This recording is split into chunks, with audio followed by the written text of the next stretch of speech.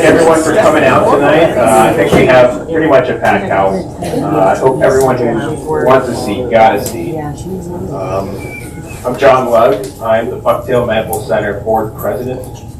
I'm joined up front with my other board members, as well as Tim Reeves, our CEO, and some other administrators from the hospital. We're a little past 7, so I figure your time is valuable, so we better get a move on with this meeting. I'd like to specifically thank Senator Dush for making it out tonight.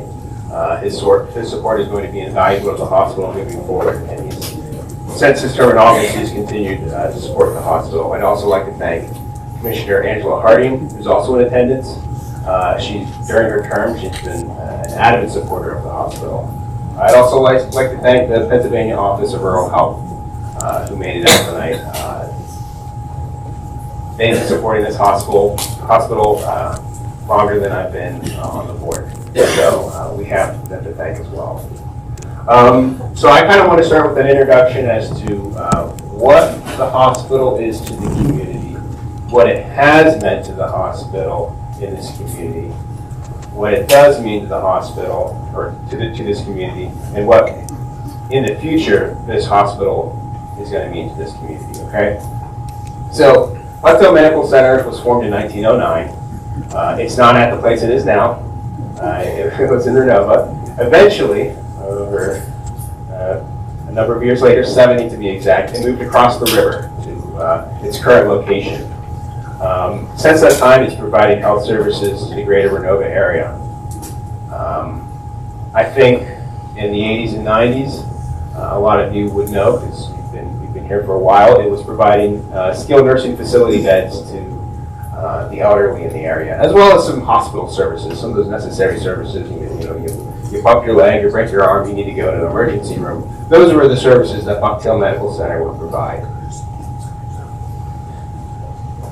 So during that time, this hospital was first a nursing home and second a hospital. It provided 40 skilled nursing facility beds and 25 hospital beds.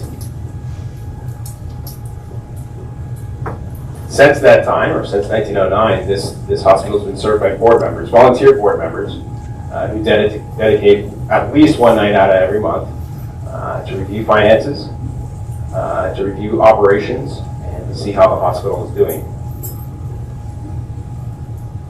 Notably, in the past 50 years or so, the federal government has gotten involved in funding the medical industry. Right now, we serve, I think Tim can confirm this, about 80% of the patients we see receive Medicare or Medicaid. This has caused a tightening of our finances because the federal government wants to give a certain amount for those folks. That might not always match costs. As you guys are well aware, we went through a bankruptcy in 2015. We emerged from that bankruptcy in 2018. Approximately that time, I know I arrived on the board. A number of our other board members also arrived at the same time. Tim Reeves, our CEO at the time, got us into bankruptcy and got us out. Getting out of bankruptcy, Tim had a plan. And the plan is to change the way we provide medical services to the Renova area. The way we intend to change the way we provide medical services to become a hospital first, and a skilled nursing facility second. The reason being is that skilled nursing facility beds, even if we keep them full, could very well put us out of business. So we started to develop a plan in approximately 2018. We want to expand hospital services. We've in-housed our doctors. We want to expand clinic access. We've just recently added chronic care. We intend to make major capital improvements. There haven't been significant capital improvements made to the 1979 building for quite a number of years other than the addition. We intend to ramp that up because it's an old building and hospitals need to be new to provide the services that this community needs.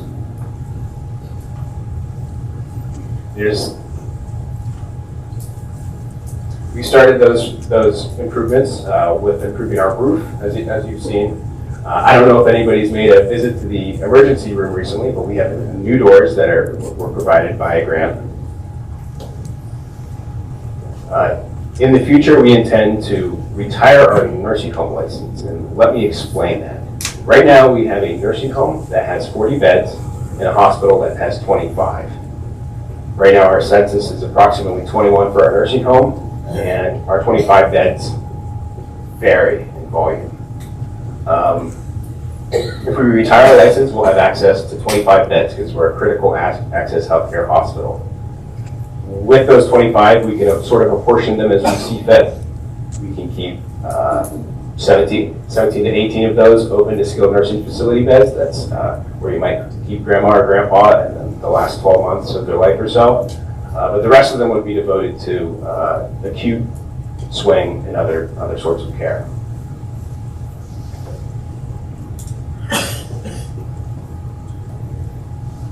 So this is going to, if you're getting what I'm saying, is that if we only have 25 beds, we're going to keep our volume up and we're going to keep the hospital full rather than have a 40-bed nursing home and a 25-bed hospital in which there are plenty of vacant beds. Currently, our nursing home has 19 vacancies. So there's a bunch of changes we want to make and we intend to make over the coming years. But they can really be rolled into one proposition. And that's that initial thing that I talked about previously. That we need to make Bucktail Medical Center a hospital first and a nursing home second. That way, if something goes wrong in the community, if you have a sibling or a child or a spouse who has a medical emergency, they can get the services they need. And then when a doctor has made a diagnosis and determined what kind of services they need, they can go back to the hospital and get those services. Obviously, since 2018, we've faced significant challenges. One of the issues is staffing. Over the past couple of years, I'm sure you've seen, we've had to increase our salaries to all of our staff. The reason being is that we were being priced out of the market. We were losing staff to UPMC, we are losing staff to agency, and to fight that, we had to increase wages. This gets rolled back into our cost report, which then is sent to the federal government, and then we get reimbursed for it. But to account for that, it takes about a year. Meaning that when we raise wages, we don't see the money for that for approximately at least 12 months.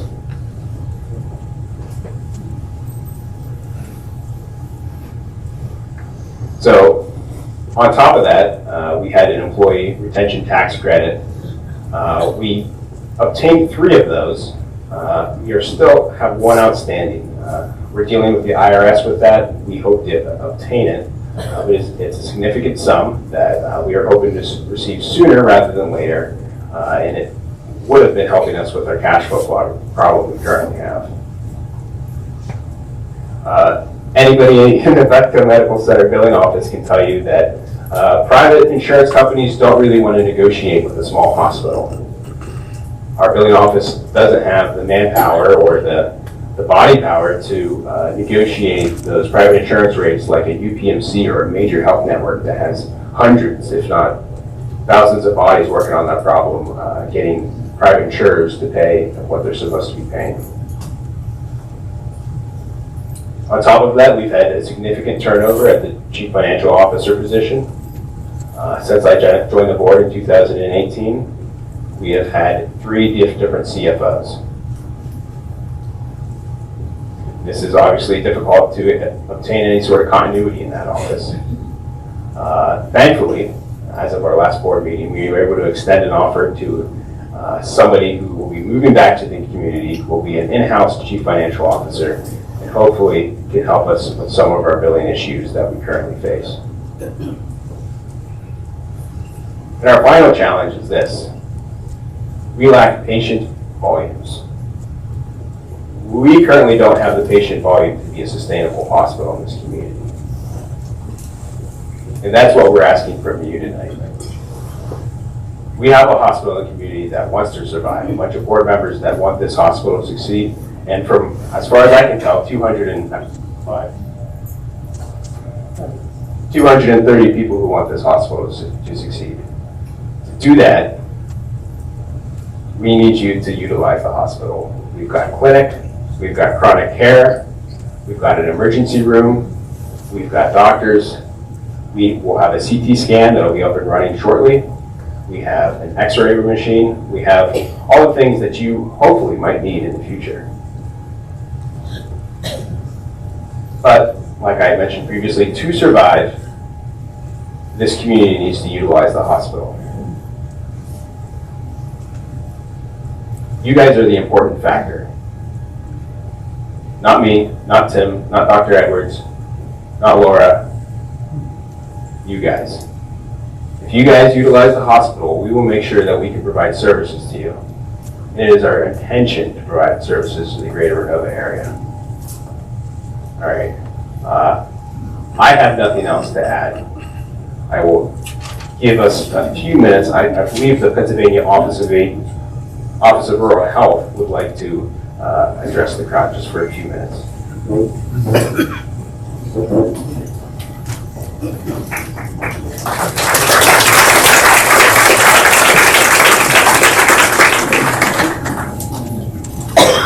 Hi everyone, my name is Lisa Davis and I'm the director of the Pennsylvania Office of Rural Health.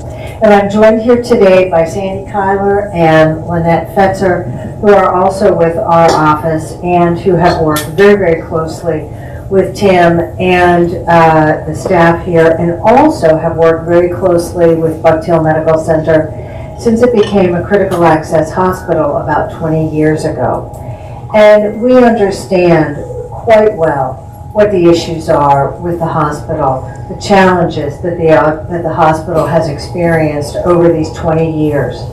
There are several things that I want to really stress, and I do appreciate the comments that were just made. Sorry.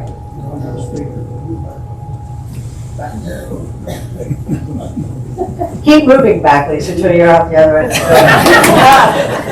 But there are several things that I do want to say. One is that I really want to stress that Bucktail is not alone. That there have been rural hospitals all across this country that have closed in the last 5 to 10 years. Bucktail is not alone. Here in Pennsylvania, we have seen some small rural hospitals close. They've closed for various reasons, or they have remained open, but they have closed specific types of services. So this hospital is not an outlier. What is an outlier that I think is so unique about Bucktail Medical Center is you, and it is this community.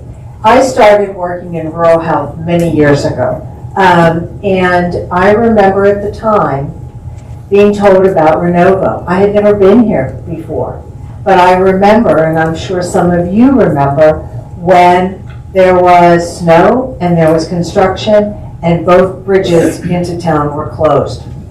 We used to talk about Renova in a sense as if you were the poster child for rural health in the best way possible, because you are the resilience of this community.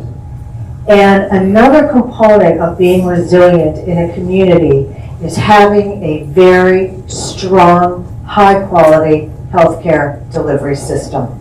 Because you don't want to have to leave the community. I know what your winters are like.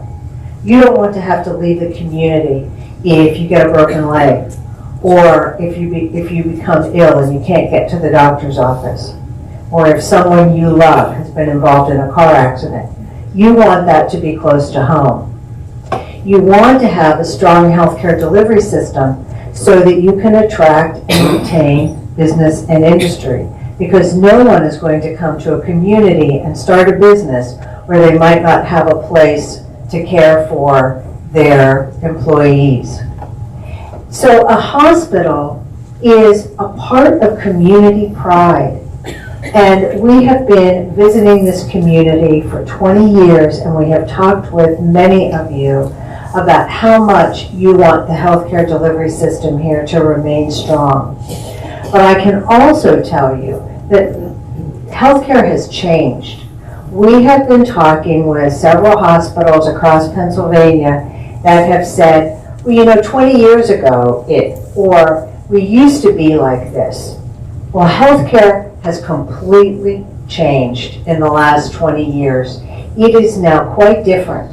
And just as was discussed earlier, a lot of this has to do with who is paying for healthcare.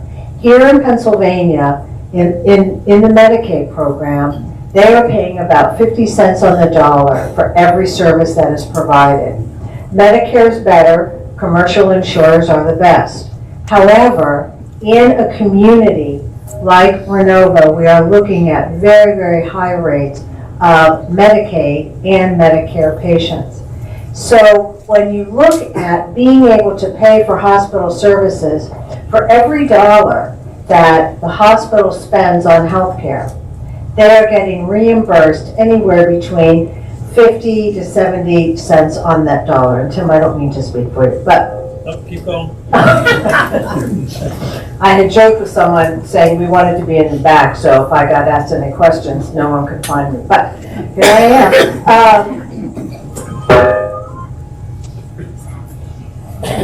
Someone's phone. Not you. It was a phone. It's Was someone's it phone. So what I'm trying to say here is that what we are looking at, I can't get away from this speaker. In the middle. Stand in the middle. Right there. All right, I have a 20-year-old, and so anybody can hear me except for her. Okay. But what I'm trying to say is that having a hospital and a healthcare delivery system here in Renovo is an important part of this community. And whether or not it is a hospital with a nursing home attached, or it is a nursing home with a hospital attached, or any of those components, this is really important for all of you. Some of you may know that UPMC Lock Haven just converted to something called an outpatient emergency department, meaning that they no longer have inpatient beds. The only hospital in this county that has inpatient beds is the one that's down the road from here. So we encourage everyone in a community to invest in your local healthcare delivery system. Go to the hospital. Go use the emergency department. Use the outpatient services. Because every single dollar that is invested in the community rolls over by 4 times as people take those dollars and they reinvest them in the community. So I know that there's an awful lot that you all want to say here tonight, and it is fantastic to see everyone here. We drove by about an hour and a half ago and said, oh yeah, that's where we're going. And then we came back and said, oh gosh, I hope we'll get in the door. This is fantastic that all of you are here. And we're so looking forward to hearing what you have to say.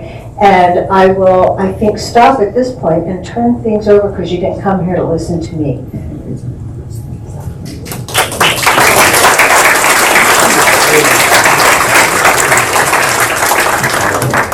I got a question or 3. 1 second.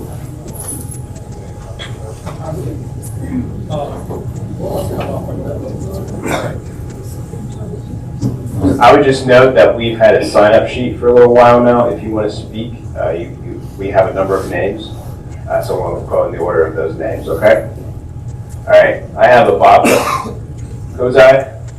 Bob Kazi, Kozai.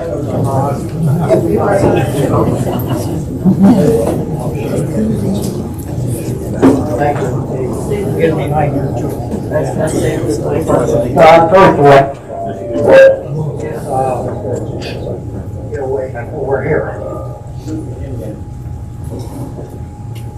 When I say I don't mean I mean we, because I'm here to ask some questions that we want to know, not what I want to know, okay? So if I say I don't mean to say I. First thing I want to do is thank the board and everybody that's sitting at this table for all their hard work, because I know it's never ending. And you never get the pat in the back that you deserve sometimes. Not only with this board, but with other boards too. It's a continuous struggle. And this hospital saved my life 3 times. 2 times with a heart attack. Right, Doc? Heart attacks, died, redlined, did the CPR, did the paddles, did the whole 9 yards, lifeline. If we don't have a hospital, this is my last time I speak, because it won't be good for me. I'll never make it down the road. It's important for all of us who live in an area that we have older people, but it's more important that we take care of our young kids. They're more important than the old ones. So it's important for everybody that we have this hospital. And I appreciate everything they did for me, and hopefully I'll never have to use them again. But we need it. Everybody needs this hospital. So, question. Why did we wait so long again to ring the bell? That's a question everybody has. 2 weeks prior to what everybody's saying we're going to be closing, why did we wait so long? We have enough money to last 1 more payroll. Why did we wait so long to do this? Why didn't this board look at this a year ago, 6 months ago, 4 months ago? That's a question a lot of people have. Tim, I guess this one's for you directly, I guess, or no. Did we ever get the $4 million or didn't we? So there is no truth to any $4 million that the hospital was supposed to get? We did receive some funds through COVID to help us, but other than that, I don't know of any $4 million. Okay, so that's a rumor going around that the hospital got $4 million. So the question was, did we go through that $4 million already? So, if I can, I will try, can everybody hear? No. Okay, so the question was, if you got the $4 million, you already went through it, then there's no money in the world that we can generate to compensate for that $4 million that you have already spent. If we didn't get the $4 million, and that's due us through COVID relief or wherever it come from, then why isn't our officials going after this money? All right. So that's basically all I have. So you can answer that. So, just want to hold on there for a second. We did receive some additional funding, as did every hospital through COVID. The other side of that equation is we had to staff the hospital, and we needed oftentimes to use agency staff. I paid as much as $250 per hour per registered nurse, just so that we could staff the emergency room. We had to pay for testing supplies. Some were donated, state sent us some. We paid for a lot. We had probably one of the most aggressive COVID testing programs of any healthcare facility. We had 1 outbreak. Ultimately, it infected 24 of 28 residents and 28 of our staff. That is the only outbreak we had. And this sounds odd, but Lisa, I'm sure you'll understand, we only lost 4 residents through all of COVID. That doesn't happen by accident, but it does require some investment. We had to invest in special equipment that would clean and kill the COVID virus, so that each time we had a case in the emergency room, we were absolutely certain that that emergency room was sterile before anybody else went in. We made sure that our staff properly decontaminated so that no matter where they went in the building, they weren't spreading it. So was there some extra money during COVID? There was. It wasn't $4 million. But every dollar of that and more went to dealing with COVID. Now, we did receive a $1 million USDA grant. That grant is very specific. When we apply for that grant, we have to tell them exactly what we're going to spend every penny for. So, as has been out in the paper a couple of times, we have a roof that needs replaced. We have some rooms that have water damage. We have 42-year-old heating boilers. We have water piping that I have guys on ladders every single day emptying water out of the ceiling. Those are the things that $1 million grant is going to fix. I do not have access to that $1 million. It does not hit our bank account. We must complete the work. USDA comes out and verifies that the work is complete. Once they're satisfied, typically they issue the check to the company that provided either the equipment or the service. So we did not have a giant windfall of cash to weather what we're going through now. Does that help? I think everybody realizes that when you get a grant, you can only spend it on what you applied for a grant for. It's not for operational costs, it's for whatever. And anybody that's in any type of volunteer situation, clubs, organizations, whatever, like we were involved PRMR, you can only use it for what it was designated for, not operating costs. And there's grants out there galore for all kinds of stuff, but not operating costs. We understand that. Am I the only one that knew about or heard about the $4.2 million? I'm sure a lot of people heard about it, that you did get it, and then that you didn't get it. So that was why I asked the question, did you or didn't you? Because if you did, you went through that much money in a year and a half, we're in deep trouble. And to generate that kind of money from the people in the Renova, that's also, that'll never happen because of the economy situation. The way the economy is today, people just don't have extra money to give. I know PRR raised you 3 times, and the last time almost $75,000. We can't continue to do that. In fact, PRR is not in existence anymore. But there's so many questions out there at the hospital, and the only thing I can say, we're here, we don't want to lose it, but what can we do to help generate it when they couldn't even keep the one open in Lock Haven? But I do have one suggestion. I got a bill in here that I received from the hospital. It was when I was in the emergency room. And I didn't even know I was in the emergency room when I got the bill. I had to ask my wife. She said, oh yeah, you went to the emergency room back in. Why am I getting a bill 4 months later?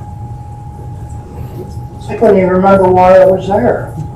So I got a bill for $50. That's my share, that's what I have to pay, my deductible. When you punch my name into that computer down there, and you know that's my deductible, $50. Why wasn't I billed immediately for that $50? Why do we gotta go through that process? So case in point, 4 months. I went to Waynesboro Hospital to my heart doctor for a checkup. She said it was on a Monday. She says, do you want to pay the $20 copay right now? I said no, because every time I do that, there's always a big battle of whether I paid it or not. 4 days later, I got a bill. And the next day, I would check out for $20. Why can't we do that here? Why is it taking so long for the billing process to go through? I don't know who works in billing, but if you take 50 times whatever a month, you put it in the bank, you're making a little bit of interest off of it anyway. It's taken too long for those payments to come through. Couldn't even remember what I was there for. That's just a suggestion. So I see there's other people, so thanks for your time. Thanks, everybody. Thank you, Bob.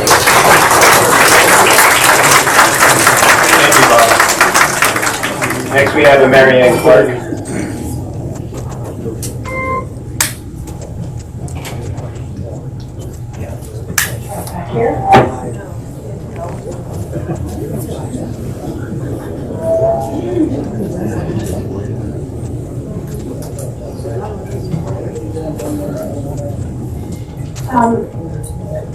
I don't even live in the area here, but I recreate up here. My husband has worked up here. And I'm just personally really frustrated to see so many of our rural hospitals close in Pennsylvania. I'm really glad to see the Pennsylvania Office of Rural Health in attendance. But at the rate we're going, they may be out of a job because we're closing so many rural medical facilities. It's on a spiral the likes of which we've never seen before. For every mile further to travel to receive care, the risk of maternal and infant mortality increases exponentially for a pregnant woman who goes into labor. And this certainly would apply to any other life-threatening medical emergency.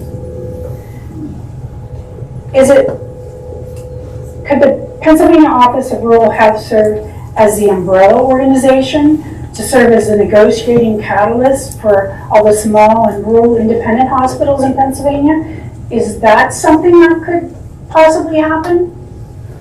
Could that, be something that could be thought about or considered and looked at? Well, you probably can't hear me, but I'll stand up, maybe that will help.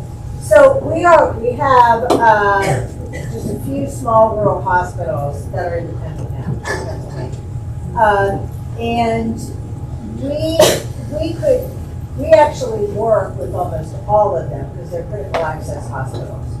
So there could be some way that we might be able to do that, but we actually already do not work as those hospitals coming together as a consortium or anything like that.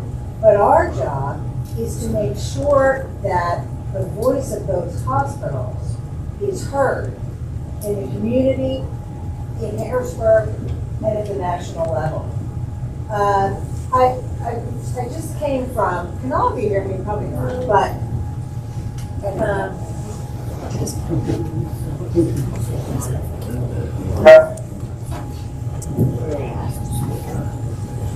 so I just came from a hearing about a month ago, and one of the representatives who was there said, okay, so now I hear what all the issues are in healthcare. So we have all of these, we have the payers and we have the providers and this, that, and the other thing. So let's just all sit together in a room and come up with a list of all the things that we need to do, and we'll just go 1, 2, 3, 4, 5 through all of them, and by the end of the day, we'll have all of it solved. And that, if that were the answer, that would be fantastic. It is not, though, because you have the insurance companies, you have the provider groups, you have the pharmaceutical companies. You have all of these competing agendas that come together. So our job is to try and cut through all of those agendas and to make sure that rural is well represented in policy and legislation and regulation to the extent that we can. So I wish I could say to you, yes, we could do that, or no, we can't, but it's not an easy yes or no decision. Answer. Does that make sense? I'm sorry. I appreciate that.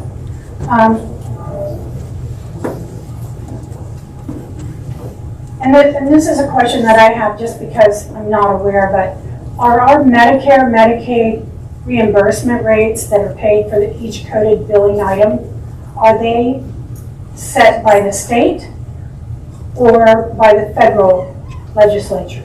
So Medicare is set by federal, Medicaid is set by state. They tell us what they will pay for the service. So then we could lobby our legislatures, especially for the rural areas that don't have the tax base, that don't have the industry, private insurance coming in to help support the rural health facilities. we could reach out to them and ask for a higher reimbursement, particularly for our rural, or no, we can't. Well, we've already done that. That has been, that has been a consistent message from all rural advocates for the last 20 years. But because Medicaid, the Medicaid budget is the largest budget in the state, because it pays for so many services for so many individuals. And that requires that you have a legislature that is willing to push on this year after year after year, and many of them are. We finally have a bill after 10 years that will reinstate the adult dental benefit, which was taken away back in 2011. So that was 12 years ago, and it's taken that long, consistent advocacy to get to that point. I appreciate that answer, and that's all well and good because I have worked in the dental industry. However, we need it across the board for a lot of other You things. absolutely do, So- and that's why it's great that you have Representative Dush here, because it is through that channel that we get to that point. An office like ours, which is just one piece of the overall puzzle, can't mandate to the Department of Human Services that they pay a certain rate.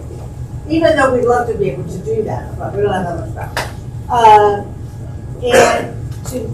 We have also, I think your comment about rural and non-rural reimbursement rates, we would probably, if it were to happen, it would need to be consistent across the board regardless of geography. But it is not an easy solution because you have multiple layers that have their input.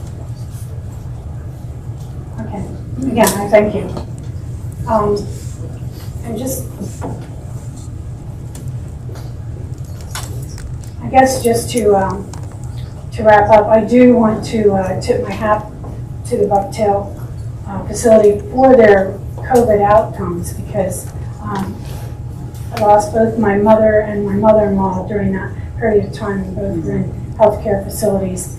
And I know the great lengths that were taken at those facilities to prevent the outbreak. So I know that you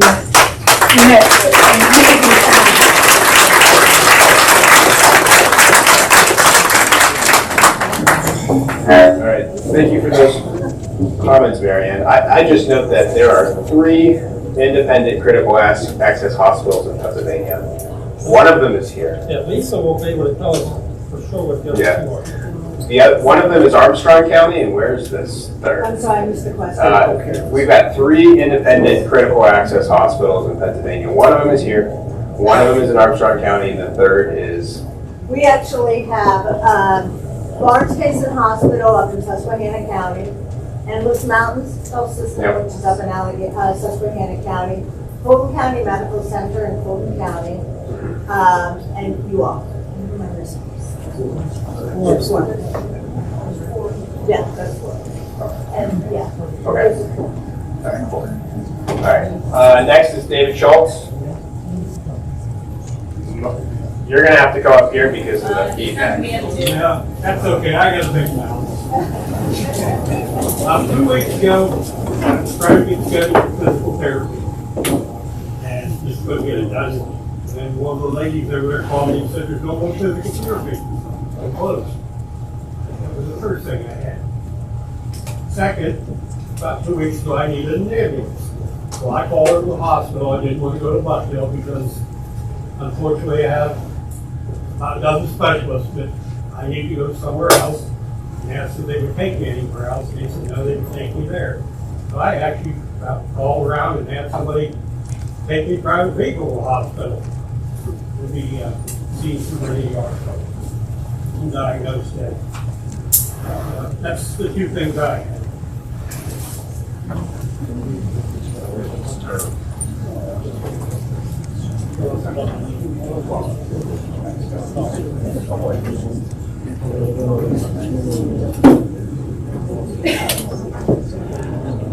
So if you had a medical emergency, did you call 911? No.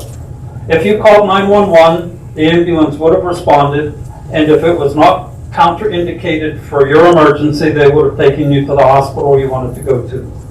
I cannot do that if it's not dispatched because we're responding to 911 calls.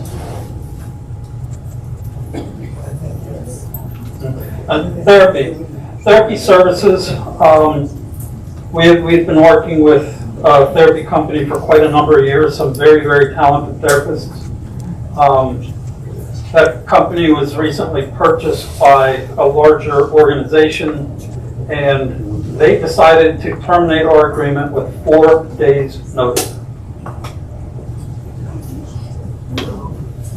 Was there not a contract that had to be signed for a better notice to terminate it? There is a contract. Unfortunately, the terms and termination clause is not really strong. Regardless, number one, we are working, doing everything we can to get therapy services back up and running. It's important to note, they did not take any of their staff with them.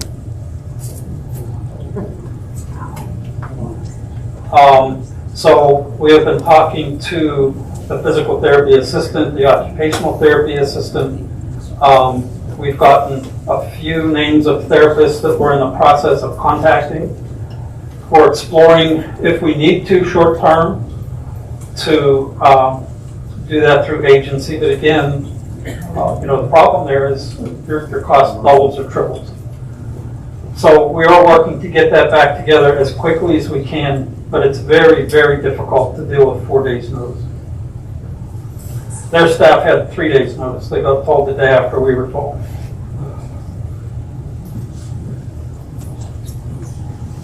All right, next I have Ruth Lyons.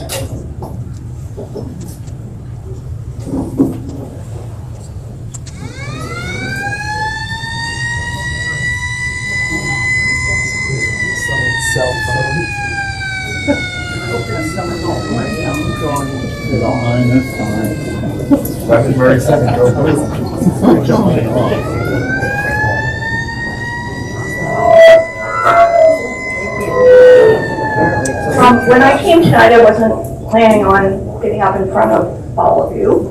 I am not from the Renova area, although I have family that do live here. I am a 38-year nurse, and most of my time has been spent in the specialty of the emergency department or as a clinic nurse. I came to this hospital as a agency nurse. So when Tim talks about the fact that, agency, the whole idea behind it is that you're paid a lot more to come in and just do the job. So I started out as agency shortly after that COVID hit. And we had some brief conversations about COVID and the money that we received.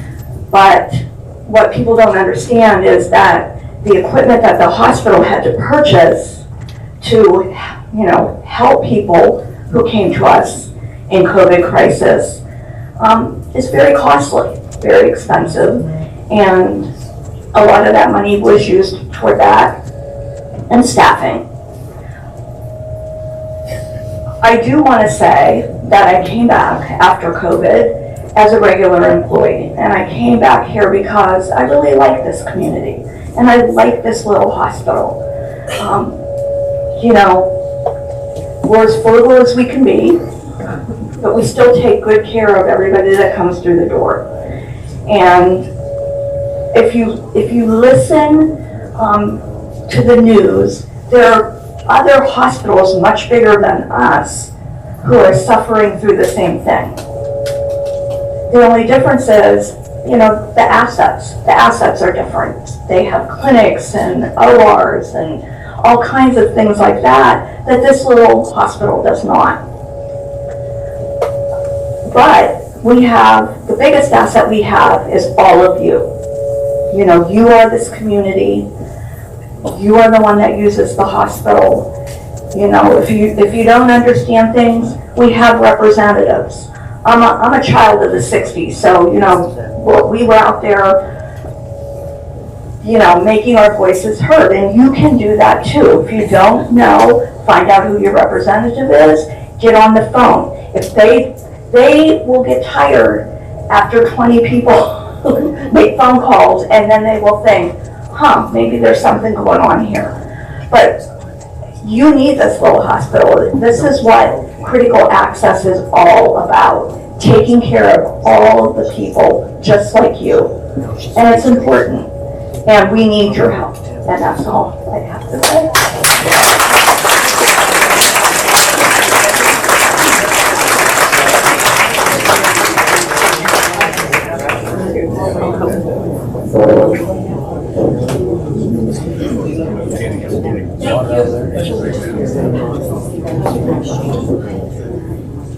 All right, I have Gene Nesselred. You want to come up here? Because that's, I guess, how the sound works.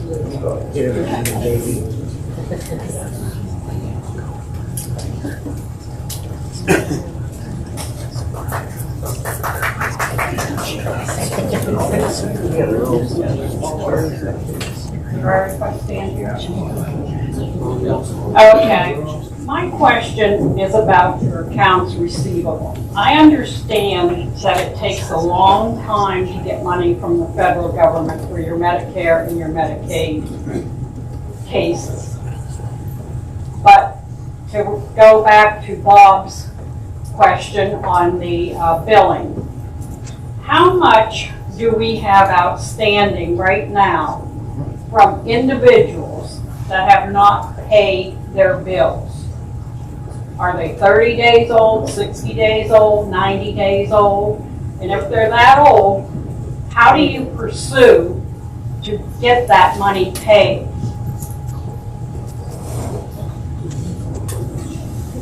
So, you're talking about self-pay patients, not Right. or the person's share of what their insurance. Right, did their not cover. copay. So, Could you take the mic? So, to Bob's point, we do recognize that we can do better in our billing office, and we've worked towards that over the past several months. The CFO that we had until just very recently tried to work through that, and it used to take us about 105 days on average to collect. We've cut that in half. So it's taking us about 54 days, I think, was our average. However, there are some people who do not pay their bill. We have historically not been as aggressive with that as we could, and maybe as aggressive as we should. We have started on larger accounts. We have concentrated on those specific accounts. We have tried to work with the individuals or in the long-term care side with their families. But I agree with you, that is problematic, and it is a situation, it is an area where we probably need to be more aggressive.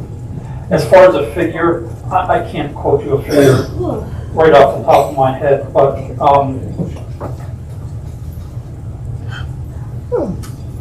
in the bigger picture, well, I can't say that. There is some money out there. Are you planning on turning them over to a collection agency? We do that currently. Okay. Now, on your accounts payable, are we currently up to date with most of our accounts payable? We're not. And how far out are you? They vary, but the average is probably 90 days. Okay, and are there usually finance charges then involved if they're 90 days or more? We usually negotiate those out. Okay. All right. One question is, if there was one thing you could cut out to help your bottom line, what would it be?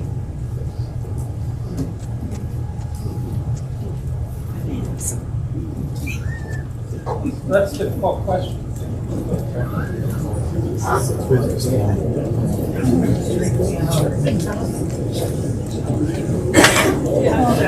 That's a very difficult question. About a week and a half ago, someone asked our CFO that very question. And his answer was, he's a consultant, so he's worked with, at this point, 50 different hospitals. His response was, our operation is the most lean operation he has encountered. So I would really have to think hard about where we would cut. Do you have specific suggestion? No, I don't. Okay. I'm not that involved with the day-to-day operations, but. I mean, we try and be as frugal with the money as we can. Back when George was there, I'm sure you remember George, we started a policy where every expense either went over his desk or my desk. With the exception of a couple of routine expenses. We know we have to pay our mortgage, we know we have to pay our insurance, we know we have to make payroll. With the exception of those routine recurring expenses, everything still comes over my desk. And I still use a line that George uses, and you'll get some nods over here, I'm pretty sure. You need to differentiate needs from wants. And that's really the approach that I try and take. If it's a need, we'll do our best to find a way. If it's a want, we need to look at it a second time. Okay, thank you very much. Thank you.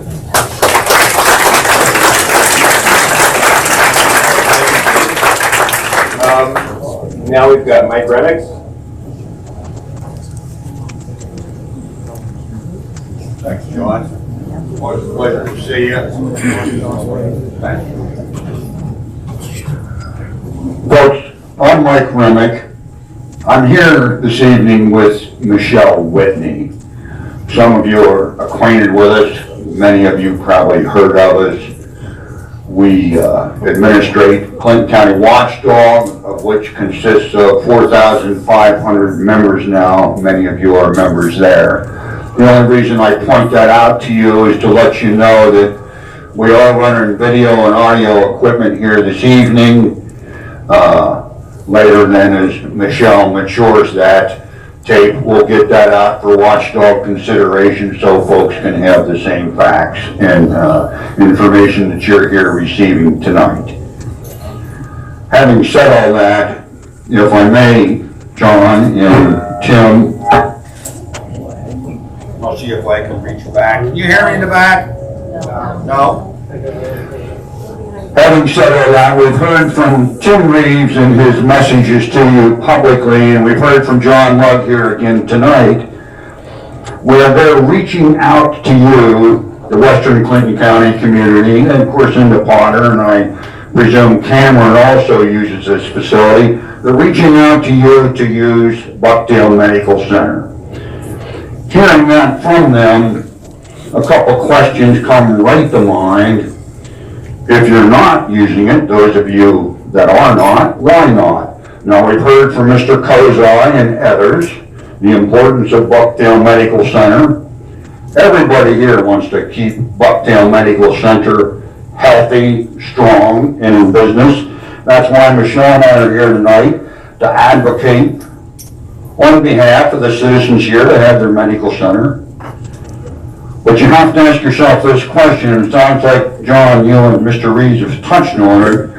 It sounds like now you're maturing the hospital to more meet the needs of the patients up here. It seems to me, based on your very own public announcements and what we've heard tonight, that the needs that the community has aren't matched up well to the services that you're providing.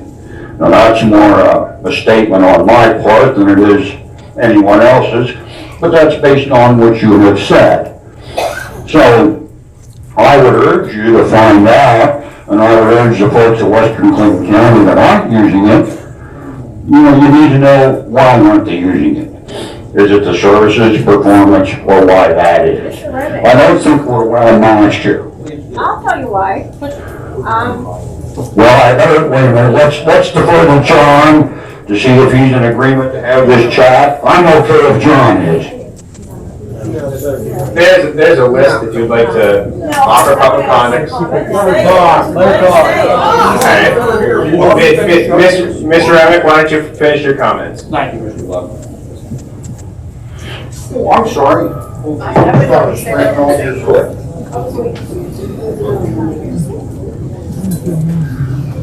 So, I'll drop that particular subject for now, and again, the questions are, do the services you provide match the services that the public's interested in? Does the public have to go outside Western Clinton County for other services that you don't provide? It sounds to me as though they do. So maybe we need to address that. So I've heard a lot of comments tonight from your speakers about how we got to where we are. Well, that's important. It is. But what's really important isn't how we got to where we are, it's what we're going to do about it. Mr. Reeves, in your comments, publicly, what we hear from John tonight, the situation you're in is not sustainable. Not my words, your own. So we need immediate action. Something done quickly, do we not? Or we're going to go under. So we all went to medical center, we all went to services, but if we don't come up with solutions, we're not going to have the jobs, the services, or anything. So we need solutions. Well, I don't know if this is a solution, but it's a suggestion. You said Commissioner Harding is here tonight, that's good. So I would ask the county commissioners to look at their bucket full of COVID money. I think there's still a wash in COVID money, to see if the county commissioners can send a Band-Aid to the Bucktail Medical Center to keep it going. Moreover, I would ask the Clinton County commissioners to dovetail with Cameron County and Porter County. I'm sure some of those folks use the Bucktail Medical Center, and to see between the three counties if they can work together, get some COVID money here, keep it going, at least for a while.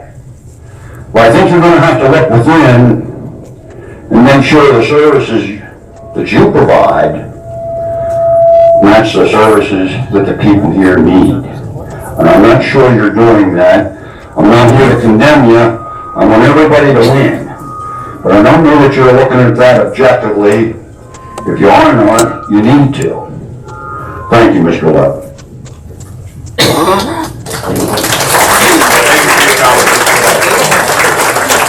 Next, I have Michelle Whitney.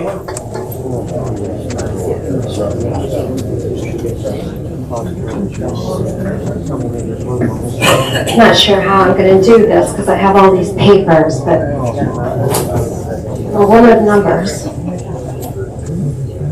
Mr. Kozai had asked about the $4 million rumor, and although it was not $4 million, I pulled IRS sheets, and these are theirs. This is public information. They did, in year 2019, receive $3.16 million. So my question is, where did it go? Did it all go to COVID? 3.16 million?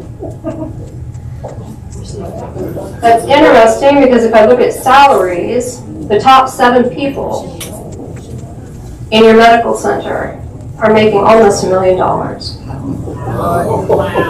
You, Mr. Reed, started in 2017 making $85,000.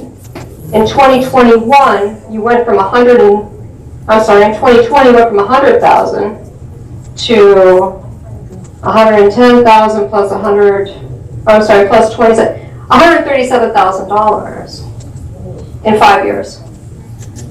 Is that what has happened at Bucktail Medical Center? Have you grown above your means. Because these numbers here are not matching with what you're telling me. Also, there's a secondary ambulance system here that is ALS. That is able to provide service if they have a medical director. Really good service, because you have what, one ambulance here? Do you need more than that? Right, because you have to go to Jersey Shore Hospital, and nobody is here working your area here, which is 550 square miles. So my question is, when this second service comes in and they have their medical director, will you be willing to work with them to provide that excellent service to the community? Is that a question? To anybody who will be able to answer that. Okay. I'm going to answer this exactly the way that we have been trying to resolve the issue of the ambulance. No one has said they will not work with each other. It has been a god-awful history lesson with people with vendettas, and that did not belong in the community. We had meetings with ambulance providers from Lock Haven and here that were appalled at what happened in those meetings because of personalities.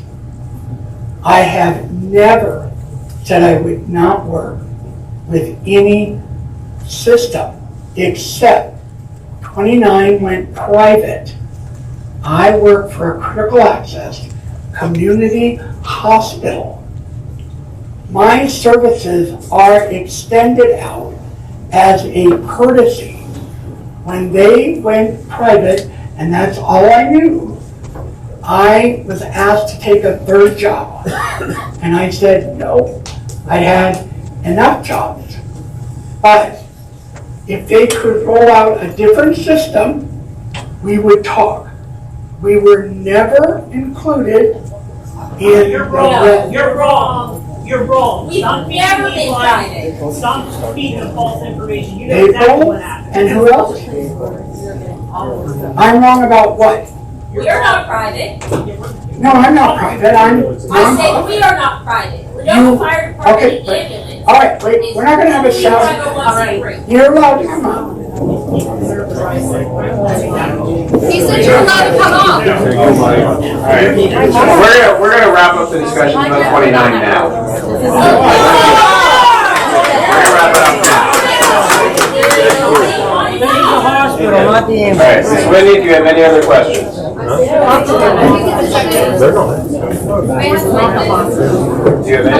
you have any other questions? I think it's a shame that they're not allowing people to speak at this meeting. This is not the It's about the hospital. The hospital. You don't care about 29. I understand that. We don't want the hospital shut down. It's an opportunity Well, to provide more to your community. This is about the hospital, not the thing we're fighting about. I don't know who asked you to post it. Yeah, well, I You achieved your goal tonight. Don't write about it on Facebook. All right, guys. We have reached the end of the list of. Hey, wait!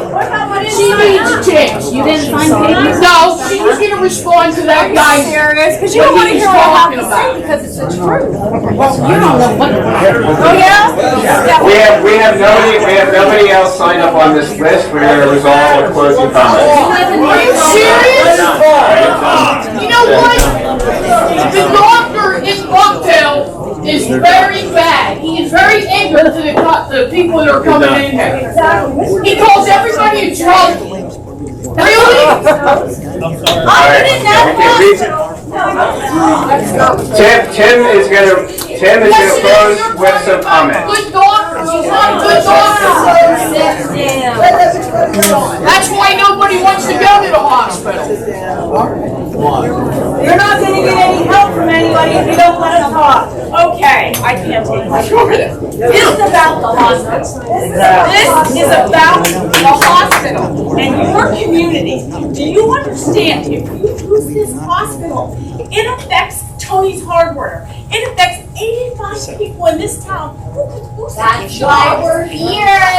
I am tired of listening to this. Period. You say this, you say that. Listen, it should be about the people, not about you don't like this person and you don't like this fire company. This is a, excuse me, I'm not done. I'm not done. I'm telling you right now, I'm more worried about being on this board that these people are going to lose their jobs and going to lose their home. Do you understand me? That is the most important.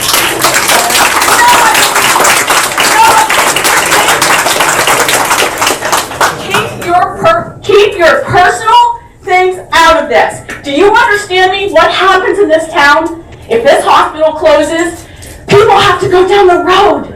Do you understand what happens then? They go down the road and they buy their groceries down the road. And then they listen, and then they go to Lowe's. And then you lose everything that this community is about.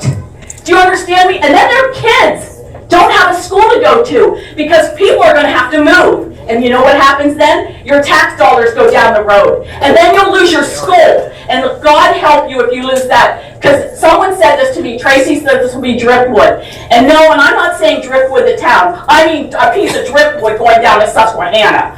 Because to be honest with you, it is about your community. And I'm going to tell you something. Back in 2006, I walked into a bar for the last time. And the smoke was so bad. And I thought, you know what? I'm tired of this going into a bar and the smoke is so bad. And that poor bartender has to work there because that's a single mother or a college student who has to work. And so you know what? I started a petition, and that's what you need to do here. You need to start a petition and let everyone know that you know what? We need this hospital. Our community needs this hospital. We need the jobs, and our people need a place to live. And I'm going to tell you something right now. Writing a simple letter, I had 1,000 people sign my petition. I sent it off to one of the senators who was on the committee for it. We worked on that for 6 months. In 6 months, when I'm hearing the head of community health say 20 years, I'm going, wait a second. They worked on that for 20 years to get stop smoking in public places in a closed area. Within 6 months, that Senator Greenaway, this has been 20 plus years, so I can barely remember, but his assistant Mary called me and said, Tracy, if you think one person can't make a difference, you just did. They are rewriting the law, and you know what? We are going to get stop smoking in enclosed areas in public places. You are the people that can make the difference in this room. I am blown away how many people showed up. I am so proud of this community, and so is everyone else. But you know what? If you just walk out this door today and forget about this, you know what happens? So do they. So do they. You need to have a voice. Every single one of you have to have a voice. You know, you're on Facebook saying this, that, but you know what? You need to have a voice to your legislators because they need to know we need this hospital. We want this community not to die. And that's the only way. If you want to have a voice, start typing on Facebook to your legislators. They need to know. Sorry I had to rant, but I just couldn't.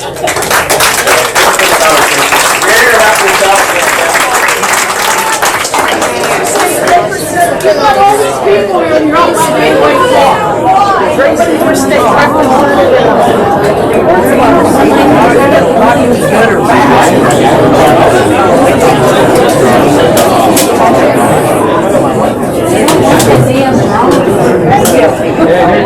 Okay, everybody wants to know why no one wants to go to Bucktail. I'm going to tell you why. It's the way you're treated when you go over there. See, I have a problem when I have migraines, and Amanda Sutliff is my doctor. I've gone to Amanda for years. I have a plan when I get a migraine for several days. I go to the emergency room, and they give me steroids, and it takes it away. Well, I went over to the emergency room one day after about 3 weeks of having a migraine, and the doctor called me a drug addict to my face. He started calling around to the local pharmacies to see if I was on drugs.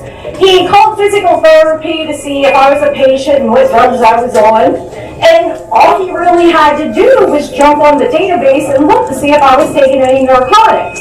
No, I was not. I was taking medication by Amanda, my treating physician. I went over to Mr. Reeves and I filed an 8-page formal complaint because there was people in the waiting room hearing him call me a drug addict. His nurses thought it was funny that the doctor was humiliating me in the emergency room. It's been 3 years and Mr. Reeves has not returned my phone call yet. Every time I called over, it was an answering machine or he was busy. No one wants to go in there and be called names. No one wants to go in there and be put down. I'm still waiting, Mr. Reeves. Are you going to call me back or do I have to wait another 3 years? What's your question? No, you tell me. I think everybody likes their treatment if they get there. No, they don't. No, they don't. No. My wife was saved. So, what I would tell you, Donna, is that I was 100% in error. It is 100% my fault that I did not call you back. And I will reach out to you and we will work for a resolution. Or not, your call. You didn't know about your doctor. Well, he's not there anymore.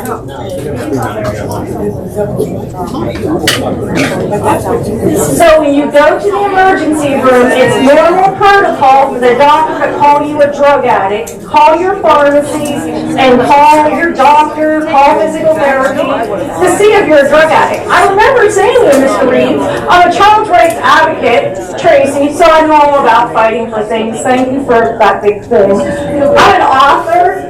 I do all kinds of things for children. I said, that being around could destroy my career. Mr. Reed, you didn't care.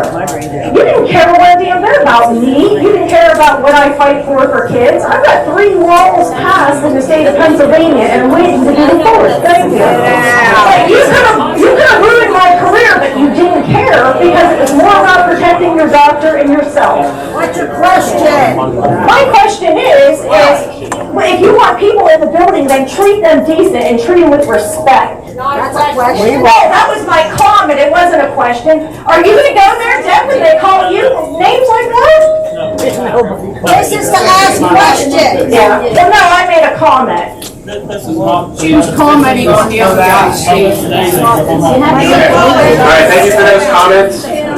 Next up, we have Senator Dush.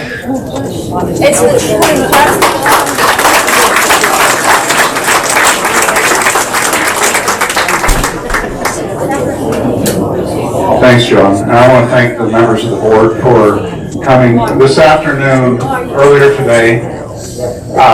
Representative Horowitz, the county commissioners, and I all met with the board. And we asked a lot of the questions. There are a lot of things that still need to be answered. But the one thing I do want to relay is this. This community is very special. Those of you who know John, I'm 95 miles away from here, but those of you who know John Delaney, he's been telling me about how special Romello is for about a decade. And I agree. I've only been here representing the area for 3 years now. But you guys really, you care about each other. And you care about this community. What happened to you with the natural gas business, people coming from out of the state to destroy your jobs and your livelihoods, and the ability to have something here that would help to sustain this hospital. It's, my blood pressure just,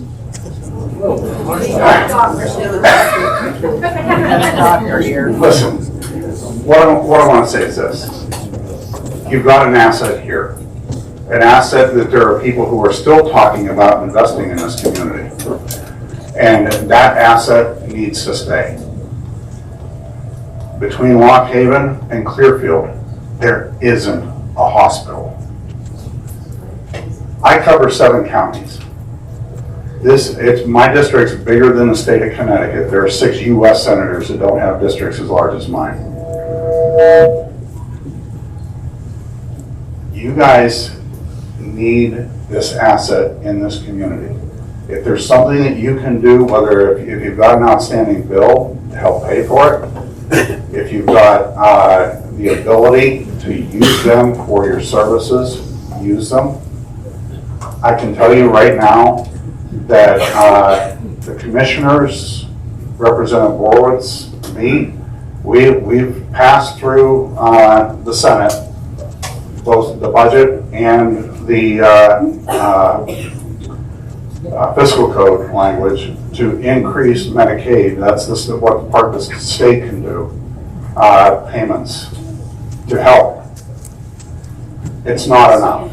And there are some things that are unique to rural health care as relates to larger cities. When you've got Philadelphia with 6 hospitals right there in the same commuting time as what we've got here, that's a completely different scenario than what we've got out here.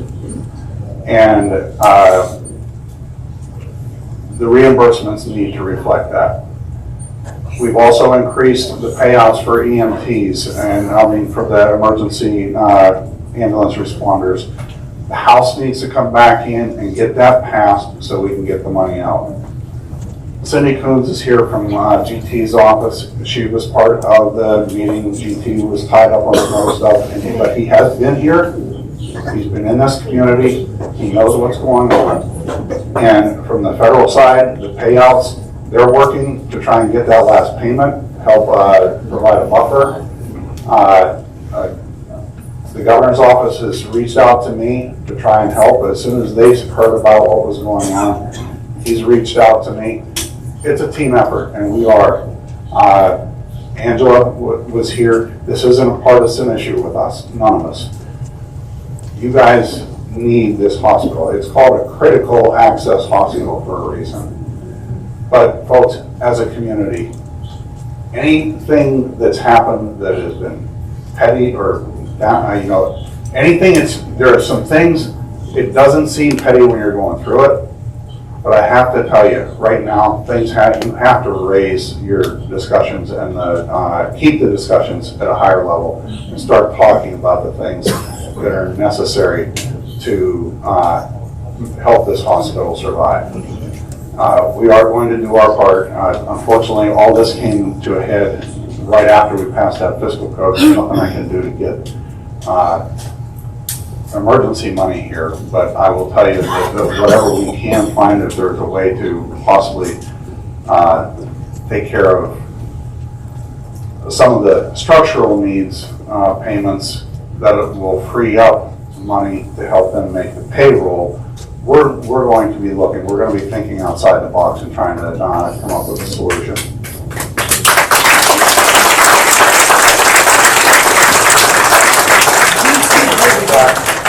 With that, I just want you to know, everybody that's on the elected side, Democrat, Republican, doesn't matter, we're all working together, so it's that.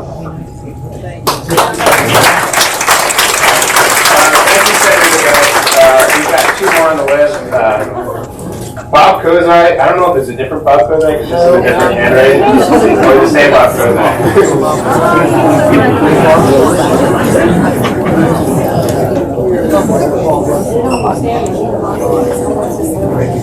I was told yesterday morning that local restaurant brought in over $40,000 this past weekend. That's a pretty good chunk of money.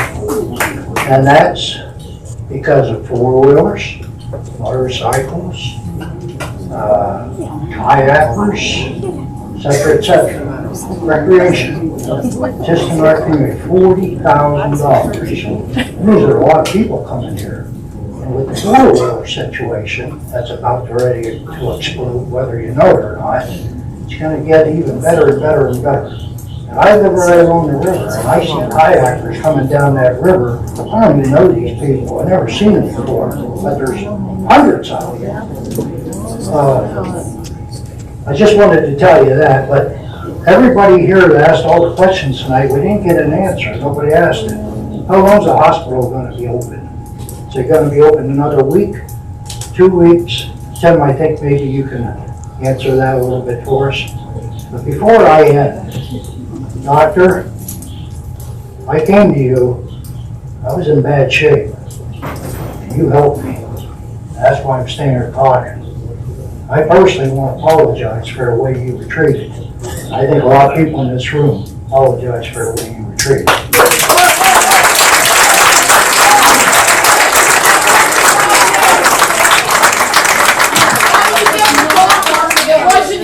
It wasn't him. Terry, It definitely was not him.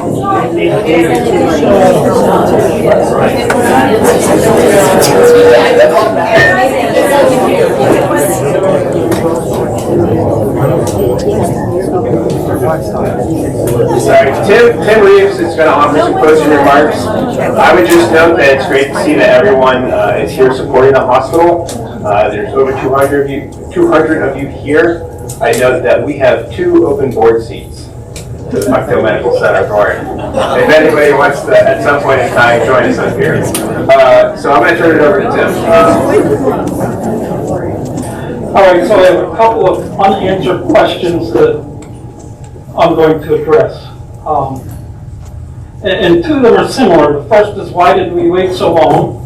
And how did it sneak up on us? As a board, we've been dealing with a very tight budget for most of the 9 years that I've been here. It is not unusual for us not to have a lot of cash in the bank. I set a benchmark that when we get to the point where I can cover a payroll, that's the point where we need to start taking action. In hindsight, we probably needed to set a benchmark earlier than that.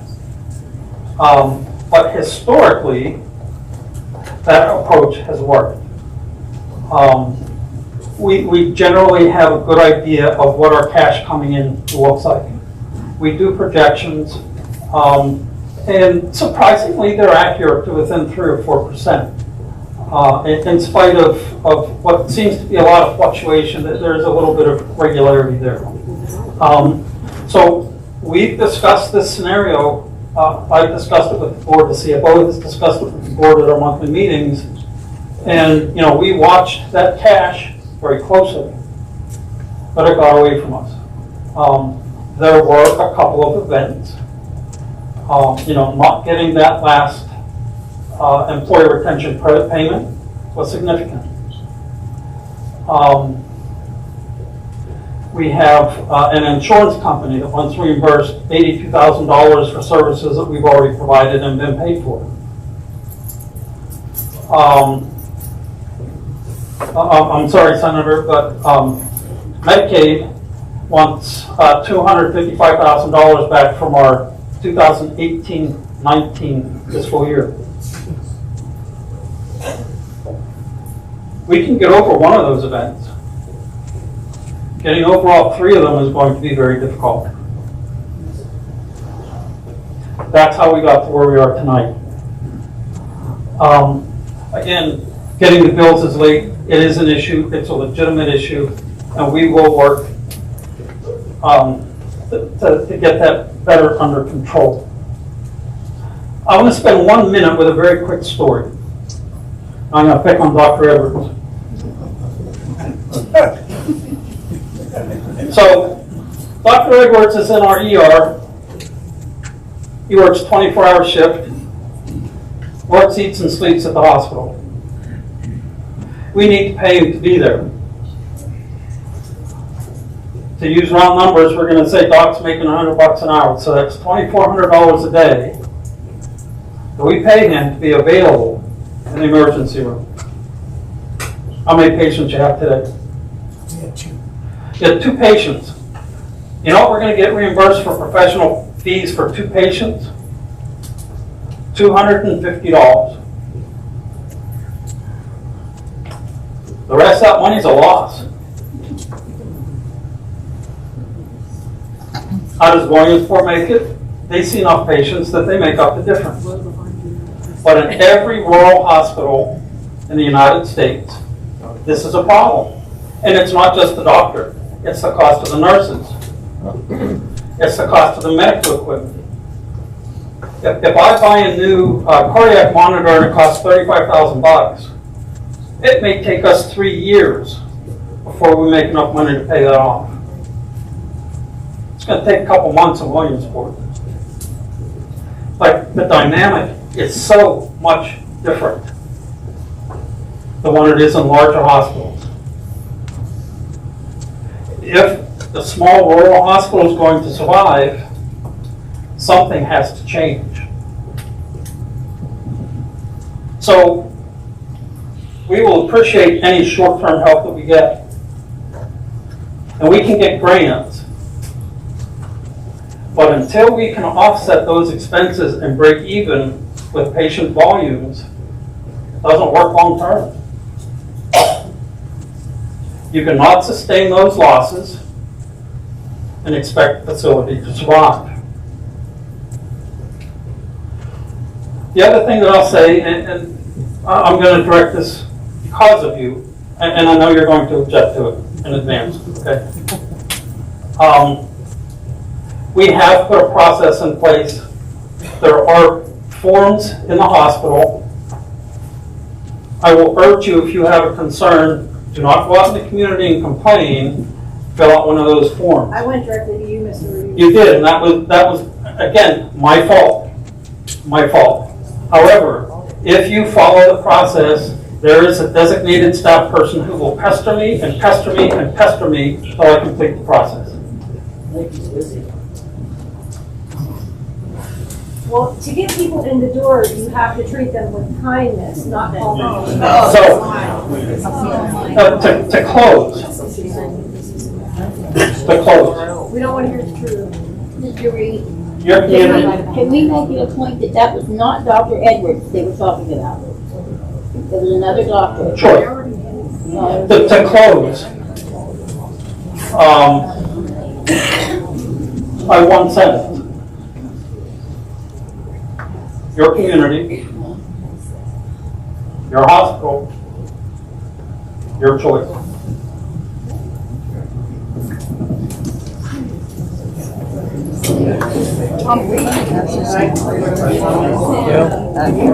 I hate to burst out here, but everybody else is.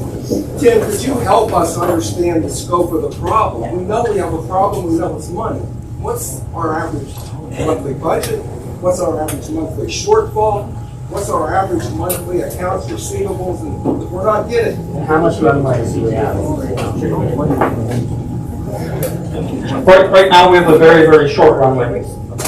Our deficit right now, on a monthly basis, is about $100,000 a month. Because of these, because of the expenses that we need to keep paying to keep these services available, but they are not being used at a capacity that's sustainable. How many patients do we need there? So, What is that number? so I know this is rude to use my cell phone, but I had somebody email this to me because I forgot to print it out. And what we did is we actually did an analysis.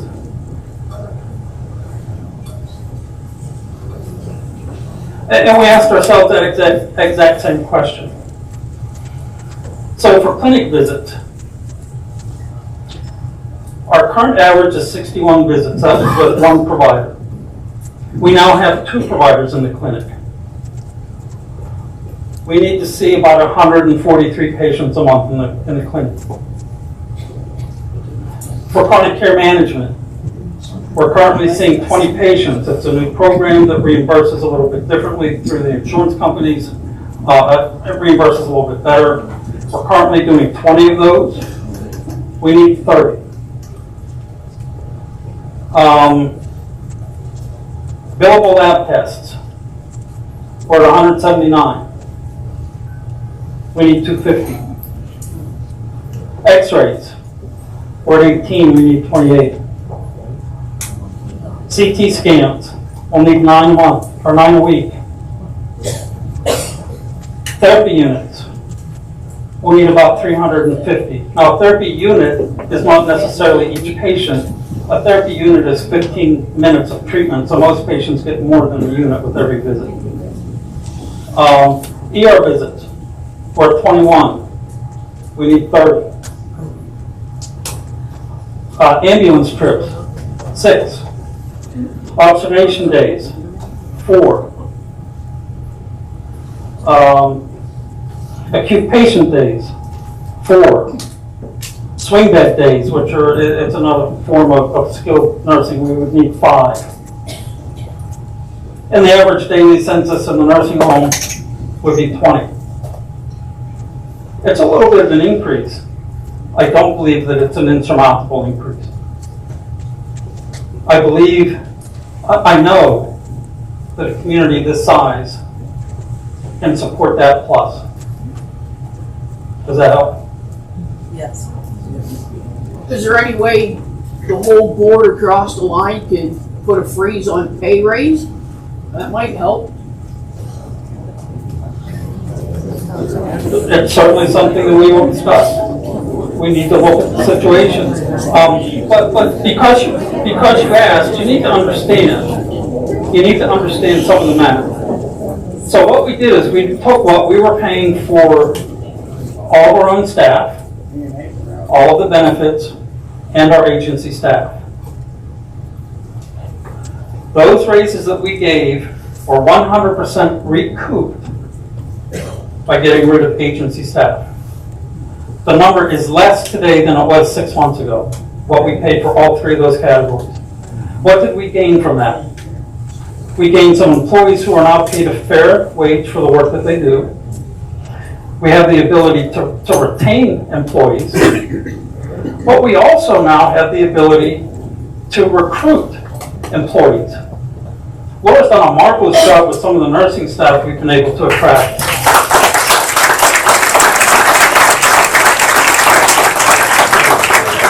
The caliber of the nurses in that ER is significantly higher than it was 2 years ago. That's what that did. And in the end, it didn't cost us a dime. It looks like a big number, but you have no clue what we were spending for agency staff. That number was just astronomical. And we had no choice. Staff were not available. Staff are still not available. Do you see staffing issues at all hospitals in Pennsylvania? It was a necessary move. It was a little bit of a gamble, absolutely. However, if we did not do that, and we were still staffing with agency nurses, we would have been having this conversation months ago. Mr. Reeves, is the example you used just a bit ago perhaps exactly what I'm talking about? You used the example of staffing 24-hour emergency services that serve 2 patients. Clearly, those 2 patients are important to each of us as well as you. Notwithstanding that, 24 hours around the clock, in your very own words, costs a ton of money for 2 patients. Again, are we providing the services that are meeting the needs of our community? We're going to have to dig down and really look hard. Tracy's right. We all want these 85 jobs up here to support these communities. Notwithstanding that, they're not productive, meeting the needs of the communities. We really need to look at that, sir, in my opinion. So I will close once again. If you want us to be here, we just review the numbers we have to have. Your community, your hospital, your choice. Which number are you on? Thank you for everyone coming out tonight. Like I mentioned, we got 2 open board seats. You can submit a letter to our business office, our administrative office, our